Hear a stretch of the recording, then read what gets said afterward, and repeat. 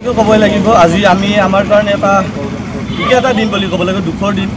আৰু আমি য'ত নেকি জুবিন দাৰ সাংস্কৃতিক সন্ধিয়াৰ বা জুবিন দা আমাৰ কাৰণে সংগীত অনুষ্ঠান কৰিব আহিব, তেনেকুৱা এটা কৰিব লাগিছিল। তেনেস্থলত আমি আজি তেওঁলোকৰ ৰাজহুৱা আৰ্ধশ্ৰাদ্ধ পাতি আছোঁ।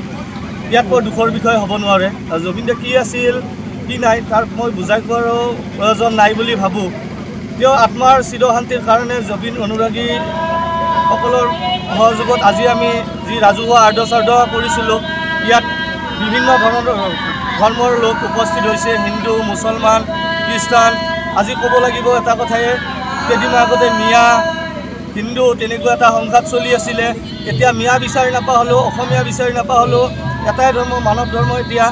আৰু ইয়াৰ লগতে আমি এটা কথা ক'বই লাগিব, যি জুবিন দাক হত্যা কৰা বুলি এটা দাবী উত্থাপন হৈ আছে, যি আজি তেওঁলোকক ধৰিলে দোষী বুলিয়ে ক'ব লাগিব। উচিত ন্যায় লাগিব। আৰু আমি এইখিনি বস্তু কাজখিনি বাট চাই আছিলোঁ। আৰু ইয়াৰ কাৰণে প্ৰতিবাদ হ'ব আৰু যাতে দোষী দৃষ্টান্তমূলক শাস্তি পায় প্ৰদান কৰে, তাকে আমি দাবী জনাইছোঁ। আমাৰ ঠিক তেনেকৈ ক'বলৈ গ'লে আমাৰ অঞ্চলৰ যিখিনি আঞ্চলিক ৰাইজ আছে বা বিভিন্ন ধৰ্মৰ ৰাইজ আছে, তেওঁলোক আহি আমাৰ পুৱতে নিশাৰ পৰা ভিৰ কৰিছে।